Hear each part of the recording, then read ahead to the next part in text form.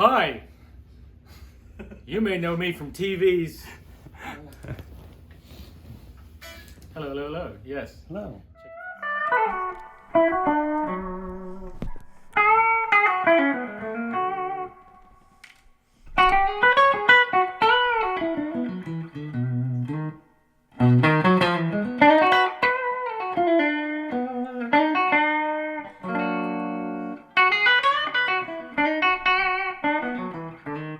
Been listening to all that Anson, man.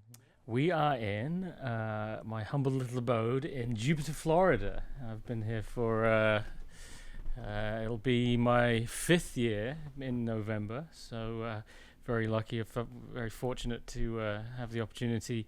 I was age 40 at the time to finally have my own home, you know, thanks to the assistance and wisdom of my... And now you're 37. So yes, yeah, exactly. I know it's hard for people to believe yeah. that I was 45 years ago, but yes. yes, I know they were all thinking, how do you own your own home at 21 already?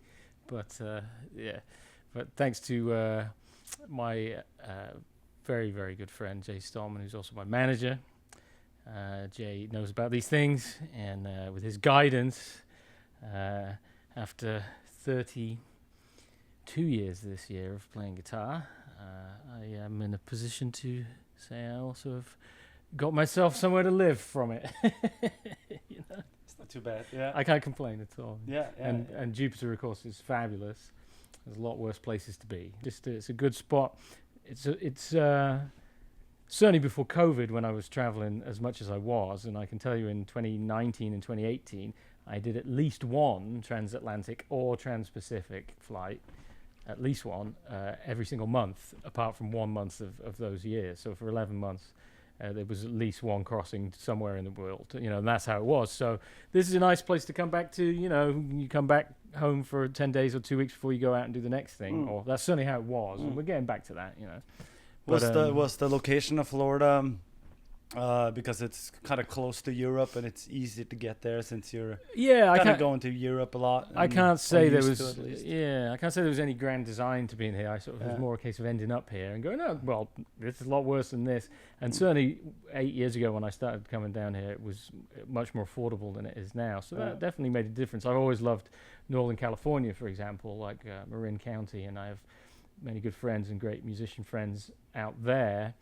But as you say, it's aside from being much less affordable, or it certainly was, it's also much, much further to go back to Europe. It makes a big difference being able to, you know, I can be in New York from here in 2.5 hours. We can be back from New York to London in, when you're going in that direction, under 7 sometimes, you know. So it does, it makes a difference. And you're doing the track up to New York because of Christine, your girlfriend. Yeah, that's been the case for the past several years. We've kind of been up and down, and but also I often hub tours out of New York. So one of my main spots to go and tour several times a year is in the Northeast. I have the best following in the country there. So I'll play New York. We'll drive up to Boston, you know, and so I have gear and infrastructure out of New York as well. So you could tag on gigs there. So it works generally. Whereas I might only go and do shows once a year on the West Coast. Now, I'm sure if I was there all the time, I'd end up doing more shows there, you know, just like I do on the East Coast, but it's not where I am. So So now during the last 2 years, because of everything that's happened, you've been kind of stuck here. And that's been good, or? Well, there's been ups and downs to it, you know. Obviously the enormous loss of income wasn't great. I mean, it's 25 years this year since I started doing this professionally, you know. So in 97 I moved, April 1997, so exactly 25 years ago I moved to London and started the path that I'm still on. I was already doing gigs from the age of 13 before that, but you know, so it's been my whole life. And I didn't expect in my wildest dreams that my 30th anniversary of playing guitar and doing gigs would have been spent with no gigs. You know, none of us saw that coming.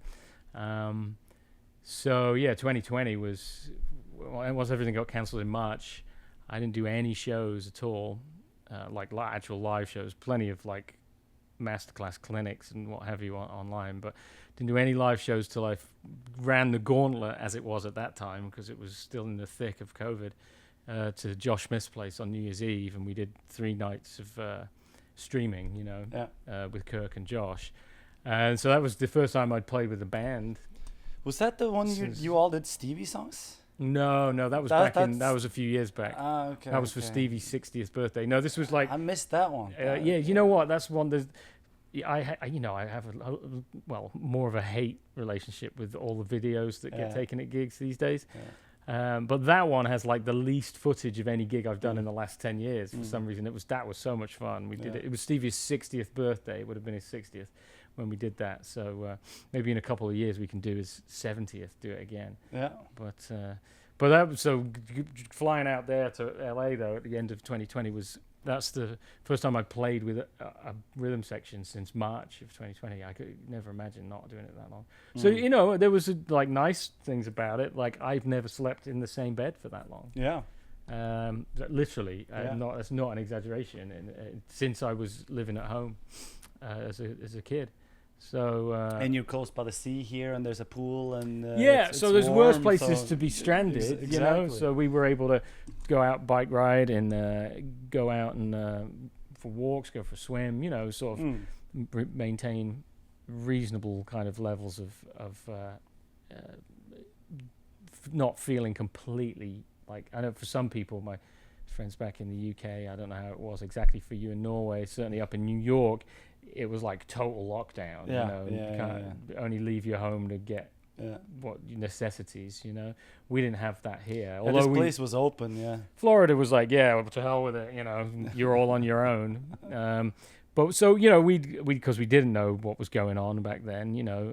We did lay very low for most of 2020, and then certainly into 2021. So I didn't do a gig again until I got my shot, my 2 shots in April last year, and so as soon as the 2-week gestation period of the vaccine, I jumped on a plane and flew to California to see my friends Eli and Mac from Two Rock, and they put on a little gig at a winery there, and so we had a good. And that was in May last year. So that was then the first time I played in front of people was May last year. So it was almost March to May to doing an actual Did you gig. get COVID on that gig? On the first one? No, then I came back and my first actual show with my band, my rake band here, indoors. Because the Vineyard one was more like we just kind of did it. There's a jam type gig. Yeah, it was like outside. But there was people there and it was outside. The first indoor, Kevin on drums, and Steve Evans did that one, I think. He's great, Chris Kane. But then we came back and I did the Funky Biscuit in July, and that was like the first official tour date back, rather than like kind of our own thing. And I got COVID at the first one, and both me and Christine. And well, I don't know if we got it at my gig or on the Friday night. We went and saw John Cleary. And then I played at the Biscuit. So he played Friday, I played Sunday. It was like Biscuit Fest, 10th anniversary. Yeah.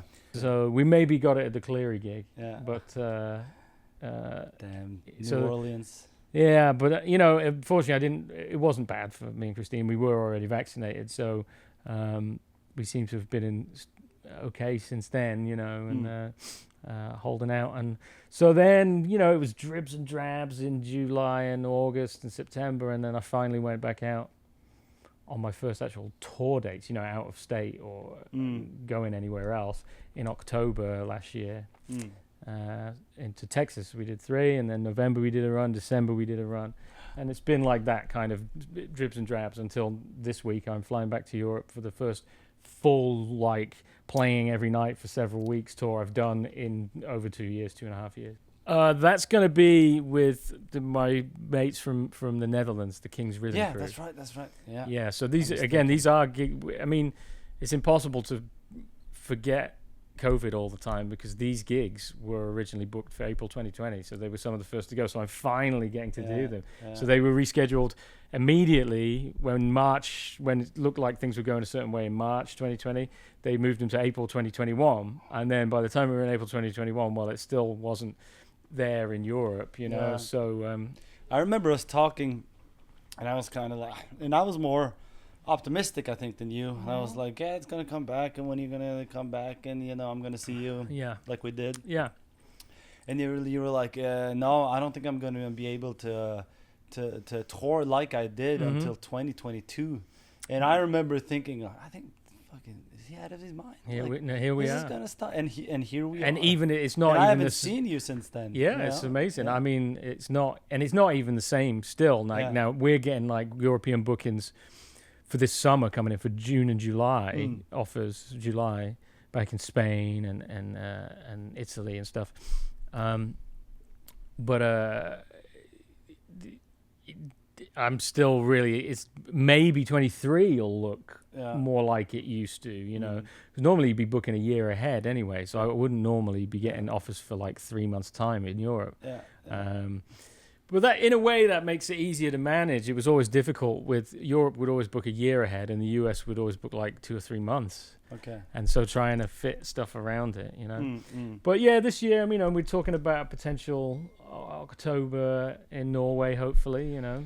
Yeah, can you elaborate on that? Yeah, Ivor, the organ player there. I'm gonna say everybody's names wrong. So, again, we had it scheduled for 2020. Yeah. And of course that didn't happen. So same situation. So fingers crossed, I'll be out there in October. He was talking about. I have to check in with him, see how he's getting on. Yeah. And then November, I think Australia is on looking good. You know.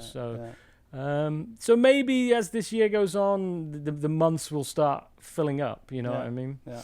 Yeah. For the guys in Norway, that's the same band that's been bringing Jar Smith and I think Kirk and stuff for the last 7 years or something like that. Yeah, so it's the same guys. Same guys. So I'm, very happy to be invited there. They backed up Michael Landau, and I think they're gonna. Right, I think we'll be fine. They're gonna be fine. Under COVID, you obviously couldn't play live as you were, and we were talking about this like yesterday, and that nothing substitutes what it is to go play live. I mean, I was definitely ready to play, and I suppose I know I spoke to Josh especially a lot about this. You know, we all had a slight crisis of confidence during the whole thing. We felt, like I'm kind of rusty that I've never felt before, because I have been doing gigs consistently for 30 years, and I've never not done a gig for a year and a half, or 2 gigs in a year and a half. It's so there was like this kind of concern in the back of your mind, and we all definitely felt like we'd lost some strength, and you didn't have but I played every day. I mean, I always play, or mostly play most days, I always have, but I suppose I forced myself into really playing at home more than I would, because when you're on the road and you're playing actual gigs, then quite often you're like, well, I don't need to practice today. Do you know what I mean? And certainly for me at this point, after 30 years, I'm not like often going. I like how I sound, or do you know what I mean? So unless something really comes to mind, it's not like there's loads of stuff that I can't do that I want to do, if you know what I mean. The stuff I hear in my head that I can't get out. So I've kind of accepted how I sound at this point. So your practice becomes just the actual physicality of playing it. A lot of it. And I'll still be like, oh, what's that? I might once every year like learn some kind of new weird mode of something or other, like I'm like, okay, that's a different sound. Into the adventure. Yeah, exactly. And but only because I've been like hearing it and I got to go and find out where I'm trying to get with my ear. When you're playing, you're like, oh, okay. But were you a bit reserved with coming back to being like, maybe I need to like be a bit more conservative on the first absolutely. And it was scary, man. It was scary, and it was weird. It was really weird. But I find generally that's always worked for me is if I'm feeling unsure, if I just step back and go, let's keep it simple, then it's tends to take care of itself, and the complexity just happens naturally. Do you know what I mean? So there's something to just stepping back and letting it be. and then the next thing you know, it's flowing like it always and then was. then it's music. Yeah. So if Like you're Jimmy trying, Vaughan I've says. never been good at trying to like crowbar things in, you know. Yeah. So that's always been a solution to me. If I'm unsure, just keep it simple, and then your concerns kind of disappear. And the next thing you know, you're coming up with all kinds of fresh stuff. So And maybe this is a slight tangent, but it's kind of related, and that is this whole. I mean, we're here filming all this stuff, you know, and everybody's filming now on all the gigs and putting up all on YouTube. That had to be kind of put on another plane then when you're coming back. You know what I mean? Yeah, and it because like the first gig back, the one I got COVID at.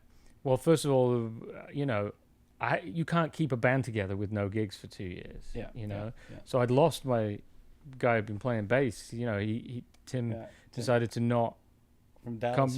Tim Amazing, not come back out on the road. So I get this gig. So I had my regular drummer Raul, but that first show of mine, the bass player and keyboard player have never even met or played each other before. You know, and it's like people don't understand. It's like there's no budget to like spend days rehearsing to then do one show at the Funky Biscuit for the month. It's like you just have to go and do it. Yeah, work it out. And like you hope everybody learns everything as well as possible. Because if we spent a day or two rehearsing, you don't make any money because it's one show. It's not like we're going out on the road for 3 months, you know. So it has to be just what it has to be, and then every motherfucker's filming the damn thing, you know, like, and it's like, it's not that. Just let me play, you know. It's not. It's gonna be rough around the edges because we haven't fucking played in 18 months. It's like there's a difference between watching the finalists in the Olympics and watching the person who's trying to learn or just trying to go to the gym and lose some weight, you know, and then make it's their first day at the gym or something. Do you know what I mean? It's like there's a big difference, you know, we don't need that televised all the time. Oh, it's definitely not worked out. I mean, I'm just trying to land the jumps. Yeah, just trying to land on the one. Yeah. I'm like trying to get and land on my feet. It's better, you know? Look no, down. they're not like, it's not like premeditated licks. Obviously, I have a vocabulary, but it's and play thematically within my songs. So there's just going to be a certain theme to when I play "See Me Through," or you know. But no, the leaps still have to be landed, spotted properly. As they say. Yeah. But just to round off on that, was there a point in time that you did? I mean, I haven't spoken to Robin about this, but I know like from being to his shows and stuff that he really doesn't like the cameras.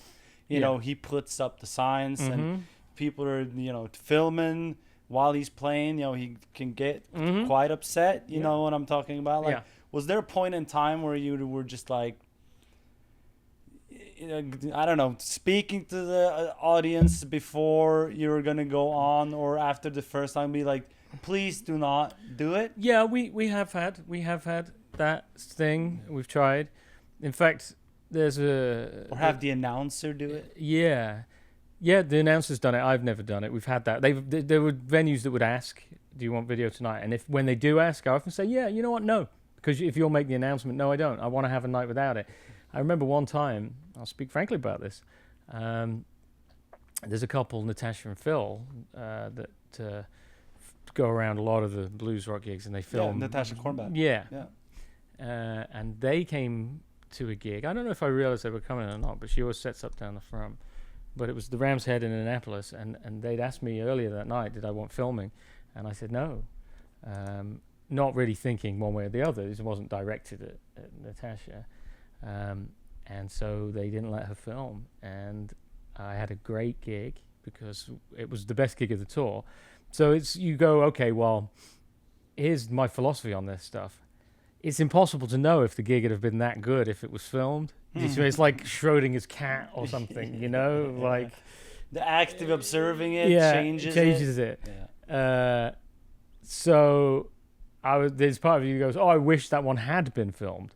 Yeah. But I tend to have a better gig when they're not filmed, because I'm just not concerning myself with that shit going on. But the reason I say I speak frankly about it is I have noticed that Natasha and Phil have not been to one of my gigs ever since.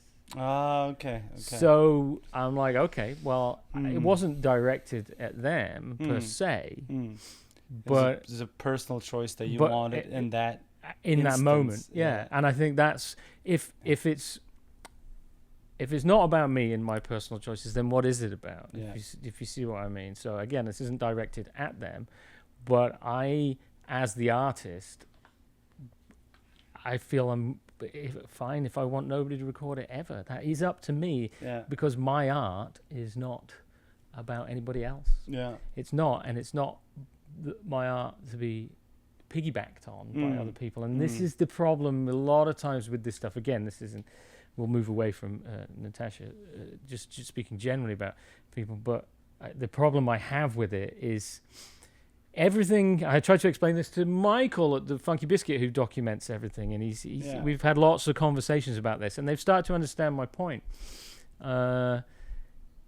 I choose as best my abilities everything that happens. I've worked on my rig, my playing, obviously, my music, my amplifier that I've chosen, the band members that I've chosen, whoever, to the best of my budget, and the people I know and the people who are available for a given gig.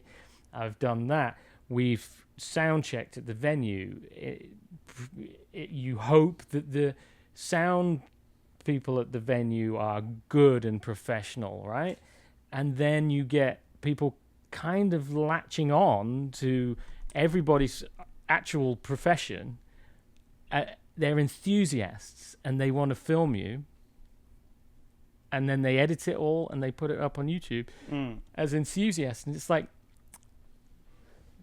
but you're, it's a strong word, leeching off a profession for your own enthusiasm, but you're affecting how the professionals do the professionals, and do their profession, and you're affecting how the artist makes art. And again, that I can't help but be aware of that. I'm not even making a value judgment on it, on whether it's even good or bad, or what. But you are affecting it. You are changing how the night happens. And that's why I say, but I've chosen for everybody else to be involved in making the art occur. You know what I mean? I've got agreements with everybody. I've picked that. And sometimes I will do videos where I have picked the people to be involved from a professional point of view as well. But to be an enthusiast and then to kind of piggyback on art, I can't help but be aware of that and be slightly conflicted by it. And there's a bigger point that I'm trying to make that I can't get to right now about that. It can be a little frustrating because people don't see it like they see it that they're trying to help you and trying to promote you. Yeah. But again, it's impossible to know. And a lot of people have found me through YouTube videos. But that's because the music industry is in the fucking toilet. Yeah. And it's impossible to know that if the music industry hadn't gone the way it was going the minute I released my first album with Napster and stuff like that, perhaps I'd have still have a really great record deal that because people found artists that were good before YouTube. Yeah. Do you see what I mean? It's it's not like we never heard anybody before YouTube made it free. Yeah. So you could say that you are now offering the results of the failure of the music industry as some kind of win for me. But it's not a win, because I don't make shit off people giving away my music, and I struggle to make a living, even though I'm world renowned. Yeah, because it's been demonetized and devalued so much. So again, I'm not saying it's one thing or the other. This is just purely a conversation of thoughts about it. But I'm not making a judgment call. I could be wrong. Maybe I would be completely nobody without YouTube. Do you know what I mean? Maybe no. Yeah. Maybe it's the only thing that's maybe helped you'll me. Be worse off. But we don't know that I wouldn't be better off if I'd have been subject to the old school music industry model where I did get a record deal, and then people would have Made bought the money, records and paid. I would have made money from those records rather than streaming it or just watching me on YouTube. I know for a fact that there's many people come see me because they've seen me on YouTube and they'll come to the gig, but they don't actually own any of my records. They only listen to me on YouTube, and it's like. Can you tell the story about the merch stand Spotify thing? What was that one? You know, when they're coming up after the gig. Oh, we're standing behind the merch. Right, of course, right. And you can tell. Yeah, people are they're asking me the names of my records so that they can add them. Because you got all the LPs. We got them for sale, but they're adding it on Spotify, and I'm like, and like, I don't have that one. Yeah, it's pretty wild. But people, and I'm not blaming anyone. It's just they don't understand how this works now. The same as when people say, why don't you come? People get mad. Well, we were talking about the guy getting mad that I haven't made any record. And it's like, well, first of all, if I never want to make any record ever again, that's entirely up to me.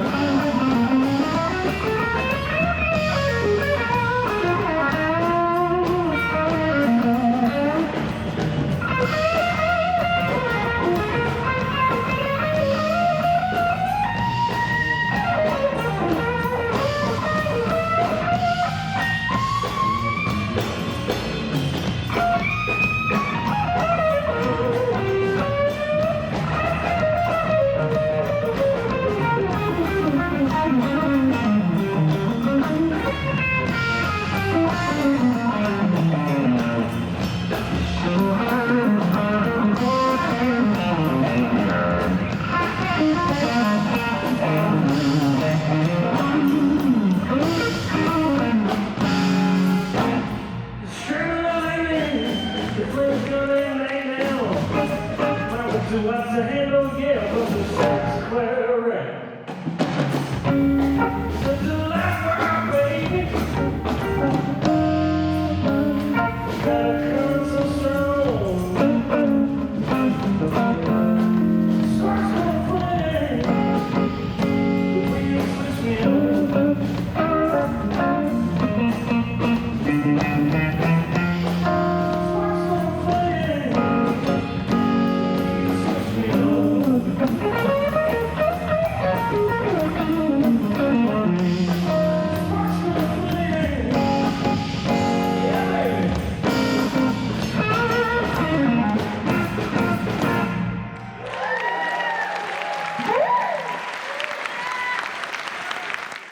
It's the strange thing. I mean, of course, that's the same strange way that any amount of celebrity or artistry is often treated, with expectations. But it's like, like I say, if I never want to make another record again, that would be up to me. And maybe I'm any. You know what? I'll be 45 this year. If it was any other career. And you retired at 45, people would be like, what a success he is. He managed to retire at 45 years old. Now he just does as he pleases. Now, I'm not in the position to do that financially. Although, having said that, turns out I'm not that much poorer not touring for 2 years than I am on the road. But it does keep me alive to get to the next gig, and I get to play. And I've always said that I don't get paid for playing. I get paid for the bits that get me to the gig. Yeah, you know? 22 hours. Yeah, the other 22 hours, yeah. Classic. But... yeah, you know, so people are kind of irate, and it's like there's so much you don't understand that you can't begin to know. And why haven't I put out a record in several years? Well, there's not just an answer to that. It's many, many reasons. Some of them my own procrastination. I mean, I've certainly recorded plenty of stuff, but I haven't felt it's what I want to put into the world, you know. Some of it, I've been searching for what I do want to do next. I don't want to make the same record over and over again. Because there are some blues artists that do. Yeah, it's just literally like they go and redo the same record with some different blues lyrics on top of another bunch of Which is okay because shuffles. they have one thing and it's really great, but you know, you only need like 2 records of them. Yeah, exactly. Yeah, and many of my favorite players actually, I still listen to like the same 2 albums, you know, and I'm, you know, and again, nothing that I say is like a value judgment, you know. It's just, we're just talking about how it is. Do you know what I mean? So this isn't right or wrong or good or bad. It's just how it is. Yeah. So there's been an element of that. I feel like whatever I do put out, now that I'm safely into my 40s, approaching the very center of my 40s, I do feel my playing has taken in another stride in its own direction. I feel really comfortable and confident about what I sound like. So the next record I do put out, it's even more important than it ever was for me to capture that. Like, I'm really happy with my tone now. My tone is like how I always wanted it to sound, and I don't struggle to pull that off night after night, even without my own rig. I've got such a strong self-identity of what I want to hear, and you know, so it's all the more important now for me to feel like I've captured that, to put it out for posterity, you know. And again, we come back to the YouTube filming everything and every night. It's even more important for me to have the record be exactly how I want it to be, because it's my chance to present myself how I want to be presented, and not have enthusiasts or amateurs or worse, idiots present my art through their lens, you know. So it makes it even more the weight of it. It's your only control at this point. Yeah. So again, I say it's it's some of my reasons. It's the music industry's reasons, and you know, maybe I overthink all this stuff, but that's what being an artist entails as well. Is how do you offer your art, you know? But I think my playing will speak well on whatever I do put out, because it's been important for me to get to that point. Also, just get to the point of wanting to put something out, of feeling like got something to say. Yeah, something to say, and not just churn out just something so that the agents are happy about getting you a new gig. And also, in the last, will be 4 years later this year. Well, here's another thing. So I've never really talked so fully about this. So you get the scoop. I finally got somewhere to live. of my own, like a home to call my own at age 40. And I've been enjoying having that. I've been enjoying, after years of it in a van, 25 years. Hotels, vans. Different beds. Yeah. Like, again, the expectations of an artist is to just produce art endlessly and, like, just deal with that so that you can give away stuff to other people. And it's like, most people wouldn't want to do this for 5 seconds. I'm not saying most people want to play music, but people would last 5 minutes on a tour. Most average folks who are used to coming home and sitting on the couch and putting it on their TV. It'll be fun for like a weekend, and then it gets old. Yeah. Now, I'm not saying I don't love it, and I'm not saying it doesn't come with its own set of incredible experiences and privileges. Again, this isn't a good or a bad thing. I'm simply talking about what it's like. And you know what? I've enjoyed being able to have a home, have a relationship that's enjoyable and be normal, yes, not be on the run for 20 years, you know. And so I took some time for myself to do that and go, you know what, having a stereo. But I built this is like my pride and joy when I got the We've place. been listening to this and it sounds killer. Yeah, because I love music still as a fan, you know. I've been building my vinyl collection, you know. I've been tinkering with guitars, which I never had the chance to do. So obviously, COVID forced a maximum amount of that, and some people immediately went in the studio and did records, and some people were live streaming every day. And you know what? For the first year of COVID, I was like, I'm going to actually enjoy this, because I wouldn't have chosen it. I wouldn't have taken a sabbatical. But you know what? I've never been off before in my life. And to people, it seems like we just go around, do gigs, and play nothing. Well, I have worked my ass off, man. I have beaten the crap out of myself to make this work.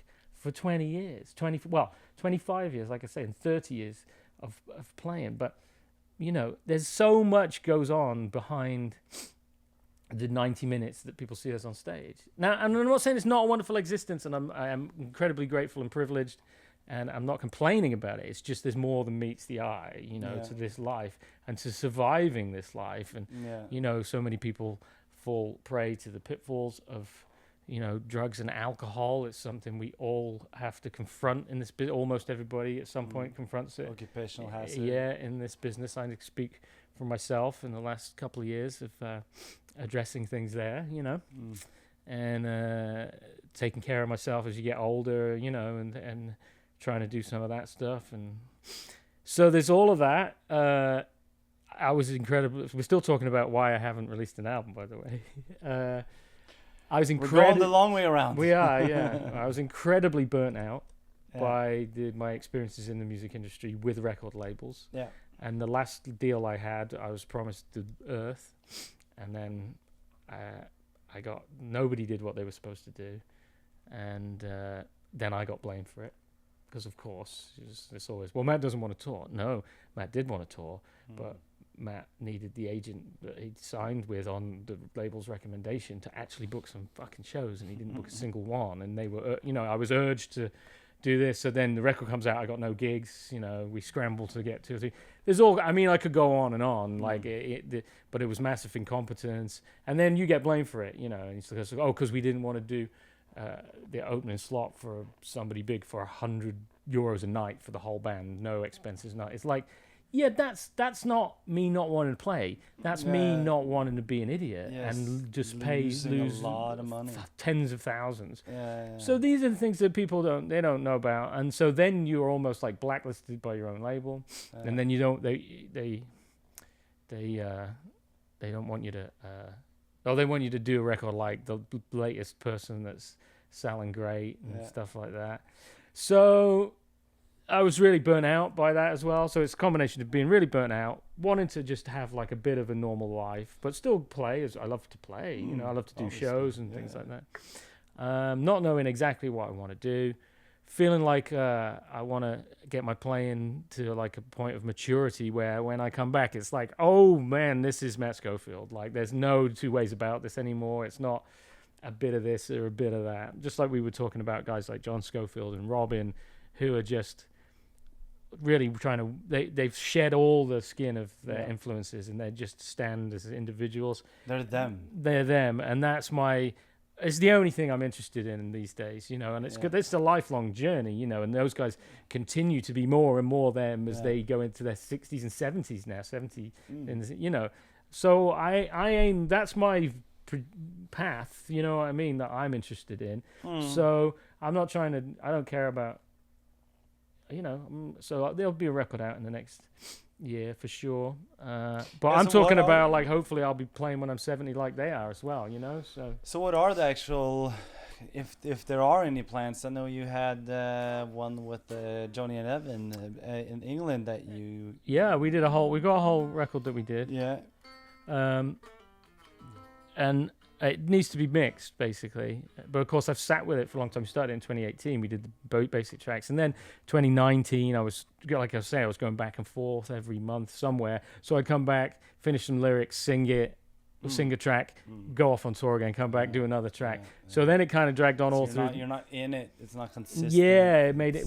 And again, a lot of this comes down to the financial situation of artists. Whereas my records before, well, I had the chunk of money to go in the studio, and in 2 weeks we came out with a finished record. Yeah. Whereas this, I was trying to do a bit here and pay for it myself, save up. You know, I did have one backer who actually made it possible for the sessions to happen, the days we spent all together, both working out the songs and... Like a patron kind of... Yeah, exactly. One friend of mine who was very generous, and that got me to where I've got.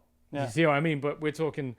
I don't want to talk specifics, you know, but it was a very generous amount, but a modest amount in terms of actually producing a finished record. Yeah. And so I'm extremely grateful for that. I feel bad that I haven't even finished it because of his contribution, and I will absolutely, for him, do that. Do you know what I mean? But it's just not as simple as anybody thinks, you know. So there's excuses here, there's reasons here, there's my own valid reasons, there's my own excuses, there's my own valid reasons of the mess of the music industry, and there's the excuses about the mess of the music industry. But the main point is it's just not as simple as people think, and people do tend to forget that with artists in general, especially music these days, they do tend to forget that I'm doing gigs because I love to make music and I love to play for people, of course, and I want people to enjoy my shows. But I also do have to make a living. Yes. Like, I have to pay, I have bills to pay, and I have musicians to pay, and I have the overhead costs of touring these days. They go up, like rental vehicles since COVID are 3 to 4 times as much a day price-wise. I mean, so we've gone from needing a van for a week somewhere, 500 euros, to needing a van 1,500 or 2,000 euros for the week. Do you know what I mean? Like, well, that's an entire person's pay for the week that's now on the van. And you're like, well, I guess I'm going back to a trio, you know? It's like people are suggesting we share rooms again. It's like, we're 45-year-old men. We've done that. When we were 18, we got in the van, we slept on the floor. Do you know what I mean? It's like, no, we're not doing this. And then you look at the economy of stuff, and it's like, I can stay home and do, you know, something like the Together streaming thing that I've done for an hour from the comfort of my own home. I can do True Fire. Oh, that's what I was saying before I digressed with my ranting about all of this. But so in 2018, that was after having a bit of time of like, I'm going to have a normal life. I've got a home, a relationship that I want to invest in. Do you know what I mean? I also hooked up with True Fire, and they were like, wow, this is like the company that I wish I had a record label like this, because nothing was too much trouble. The quality of the product was great.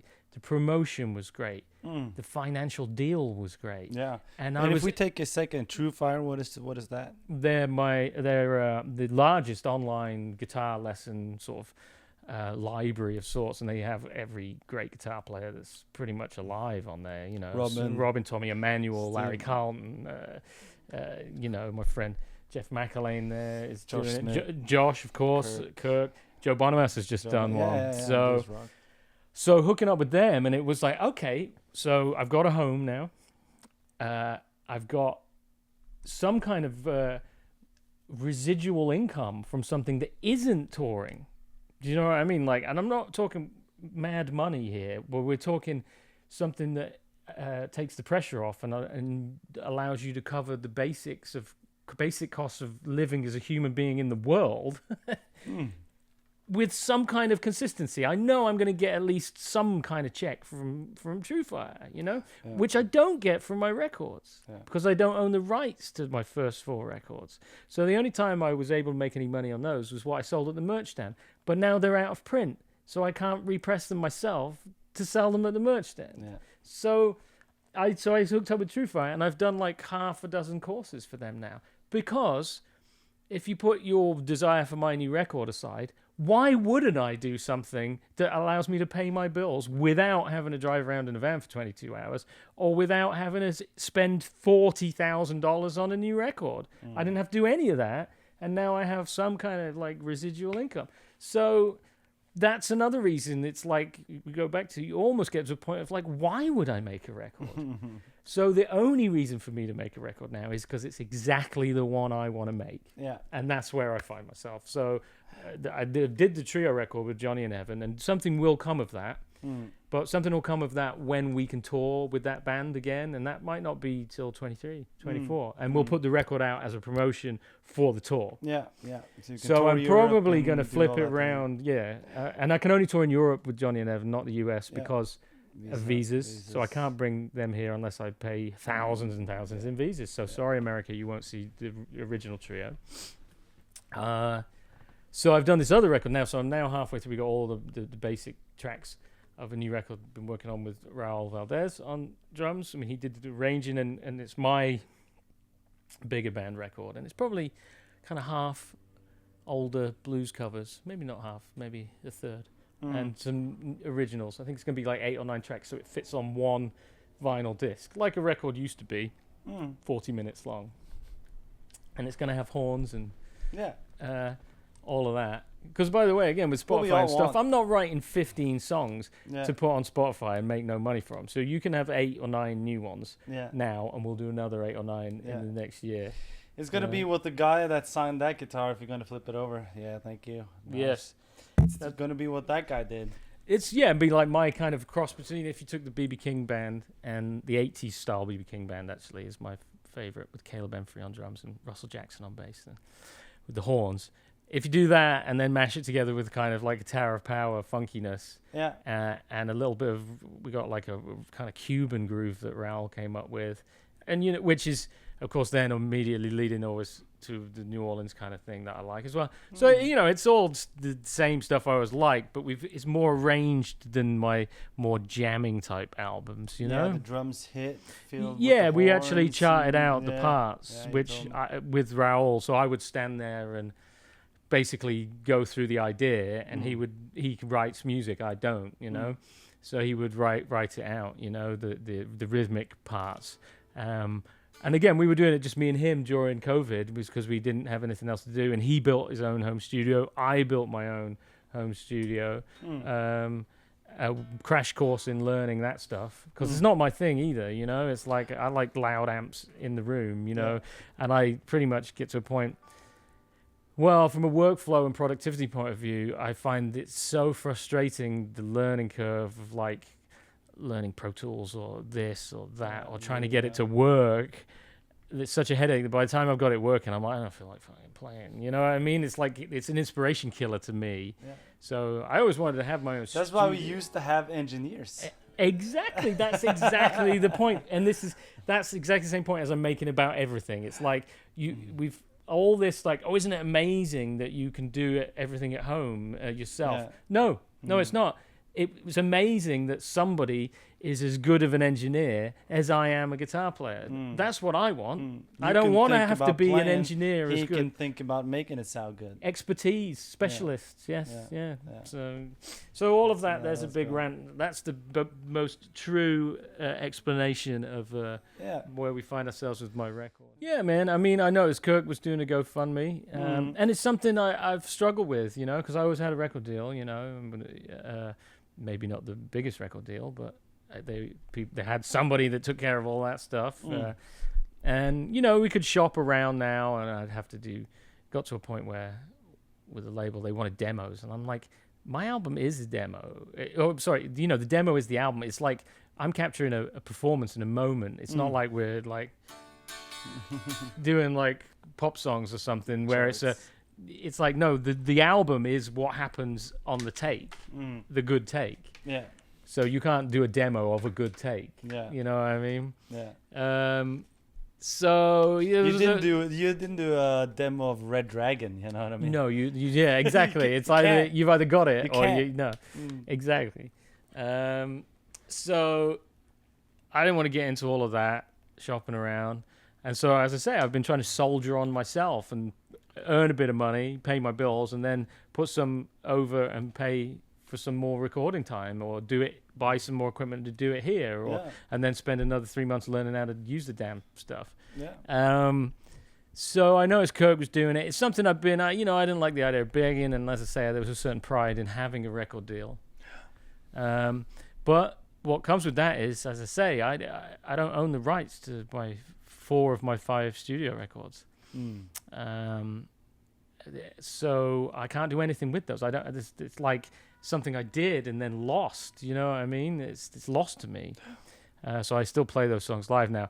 You can do all kinds of things. It's been many well-known artists actually who've re-recorded their entire catalog for those very reasons. Even like Taylor Swift just did. Doing it, but Larry Carlton did like a best of his own songs and re-recorded a bunch of his famous instrumentals. He did that a few years back for the reason of like he ain't getting shit from the originals, you know. But it's like you have all this catalog of work that you've given your life to, and then it's kept away from you. Yeah.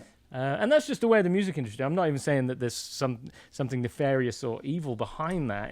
That's just how things end up over the years, you know. And somebody else still has the rights to my record, you know. Yeah. And now you wouldn't even need a label. I think you just need the money to actually book the studio time and all that kind of stuff. So I've have a good mixer and blah blah blah. Yeah, and pay the musicians that are involved. And I want to have horns on this record. Well, that's going to be the next expensive thing, isn't it? You know. Then we need some video to go with it these days, because you got to have some video. So both promotional and like perhaps a music video but not like just a live thing like that you get on YouTube, but like something that's actually curated and filmed and with its own vibe that matches, you know, actually have a video artist work with the band. Yeah, you know, I've been gradually coming around to the idea that perhaps it's not begging, perhaps it's pre-ordering that we do. And I know there's a lot of people who are keen for a new record, and it's like, well, you know what? Then you can definitely help me make it. You know what I mean? Because this stuff is expensive. And I think you're pre-ordering. You might be pre-ordering by a year or 7 or 8 months. Yeah. But it's a pre-order. I'm coming around to the idea, you know, that I can see it. Because at some point, you know, doing nothing is just doing nothing. So you're like, okay, well, even if I'd prefer to still have a record deal, but it was a good record deal where I wasn't going to lose the rights to the music and blah, blah, blah, blah. But that's just kind of utopian wishes, isn't it? You know? So then it's like the fans, the patrons of the arts, the music, the real music lovers, they are the people that, well, it's like we can take back power from the industry. And then I will own the rights to this record, which also means then I can go into TrueFire and do a play-along version for everybody, which people would love. Which, again, if I didn't own the rights to the record, I can't do that, you know? Exactly. So that not only for me doubles the value to me of releasing the record and doing the work, it also doubles the value to people, and I can offer you play-along packages of... And you could actually make money off Spotify, because it's actually possible when you own everything yourself. Yeah, you start seeing some... Over time, you're getting, you know... maybe some chump change, but it's, you know. Because I'll talk frankly, my PRS checks from 5 records of largely original material, the quarterly money on average is like 60 or 70 pounds. So yeah, all of those things is I don't want to get into those situations again. So it seems like, maybe just direct to the fans is going to be the most fulfilling way for all of us, them and me. And then I retain control, and it's like, hey, we want to do like a special vinyl version on purple vinyl, you know, Yeah. I can do that if I Yeah. want. Or And it's signed with a message or yeah, picture or whatever. And yeah, and everybody will be a part of Yeah. making it come to life, you know, Yeah. or helping me get these records out. Because yeah, I'm a 1.5 records in, yeah. but I can't. Even the thought of like, how the hell do I get them to the world, sort of becomes overwhelming then. And I'm doing this. I have a wonderful friend, Jay Stallman, who also manages me, but you know, he helps out in business ways, advice, financial assistance. But you know, I can't expect him to spend like all day, every day, for 10% of my. Yeah. It's Unless like he's- we're not the Rolling Stones, man. You know what I mean? He's If making a lot of money. right, he's not. Yeah, but I mean, you don't. Mm. It's like when people go, "Oh, you need a manager" and stuff like, or "We want a manager," and it's like, well, how much do you expect someone to do for 10% of what you're making right now? Okay, you think that they're going to sit all day at a desk and so you know, Jay has been a lifesaver to me on so many occasions with his advice or his help or his you know, it's almost like an advocate or a buffer. But I'm the one that has to do the work in my career. I don't expect someone else to do. He's a help kind of a. Yeah, he's a, you know, a voice for me. You know, when I need a voice. But yeah, like I say, we're not the Rolling Stones with an office full of people who get paid to work for us. That's just not how we don't have It's that not enough money infrastructure. going you know, around. Yeah. so I've never expected anyone to do work all day for me for 10% of you know of what I make. Yeah. I mean, It's not gonna be 100% anything of what I left. make is barely enough for me. You know. I mean, around us, there are a multitude of beautiful amps, of guitars, things you have acquired over the years, and starting with my kind of own personal story about it. I remember you and Simon did like a rig rundown. When was that? That was the rug rundown. The rug rundown. That's funny. I bet that was. I think that was about 2017 or I think 16, it's maybe. maybe farther back. It all seems like a blur, doesn't it? I would 16 or say 16, 15 even. I was gonna I know say Jamie was on drums at the I think gig, it and was Jamie and 14. Carl. I'm gonna say after. I think about 15, Okay. because it was Jamie and Carl, and as far as I can see, came out in 14, and Jordan was doing those days. Ah, okay. So yeah, that's right. 15, 16 are the latest, probably 15. Doesn't matter. Yeah, Doesn't matter. yeah. It was My point being is that at that time I was like, you know, getting, you know, some of the licks and starting to get into that stuff, but I was still like, you know, the tone is not there, you know, the tone. And I remember seeing that video and thinking like, I just need that stuff.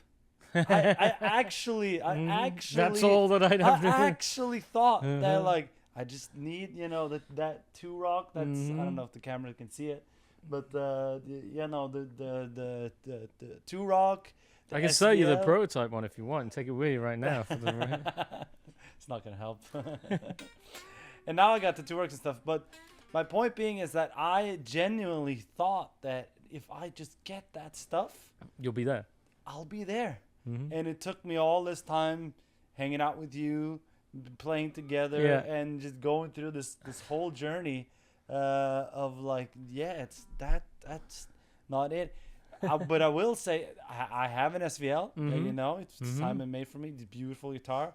It's the best thing. It makes me sound the best I can sound. I have a studio signature. It's the best amp I've ever played. You gave me a Supreme. That's great, you know. And That's where that one went. and you know, Johnny and Evan drew some stuff on the back there that we won't talk about.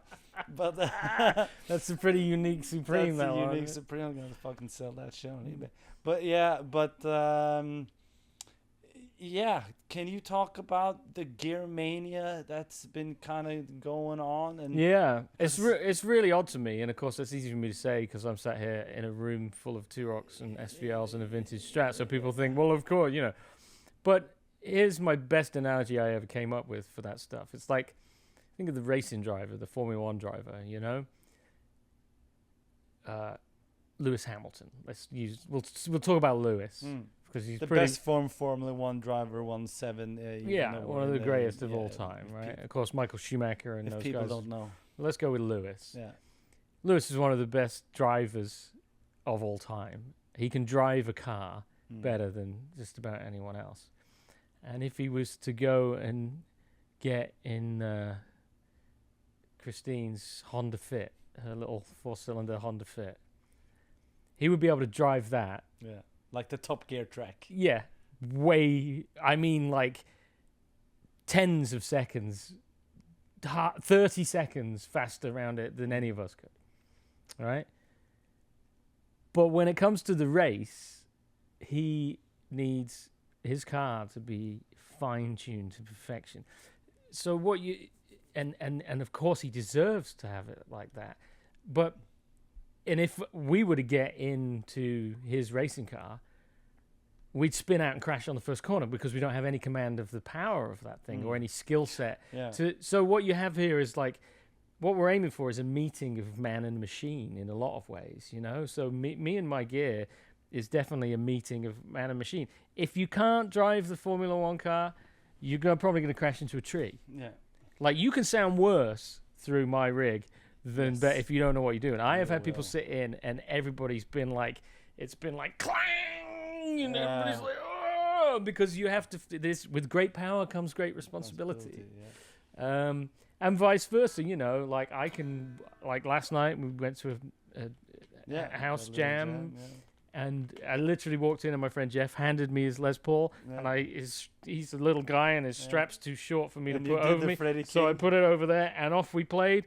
And you know, it was on, and I didn't have any problem. I didn't sound the same with my rig, but you probably would have known who was playing. Do you know what I mean? Or at least somebody would be like, "That's some Matt Schofield licks there," you know. But that was me playing those licks. Yeah, that was you playing those licks. Yeah, but you know, it was so. It's like I was able to utilize that gear completely, like polar opposite of my rig. But I was able to get a good tone out of it and play immediately. I didn't have to like think about it or warm up. And he's got like 9s or 10s on there or something. Lower that action. guitar was fun. But it's a beautiful instrument. So it's both and it's neither. Do you know what I mean? It's everything. Yeah. And it's none of it. Yeah. Schofield, you guys have been fantastic. Thank you to the Palladium for having us. We'll see you again very soon. You guys have been great. Cheers. Love you guys. Cheers.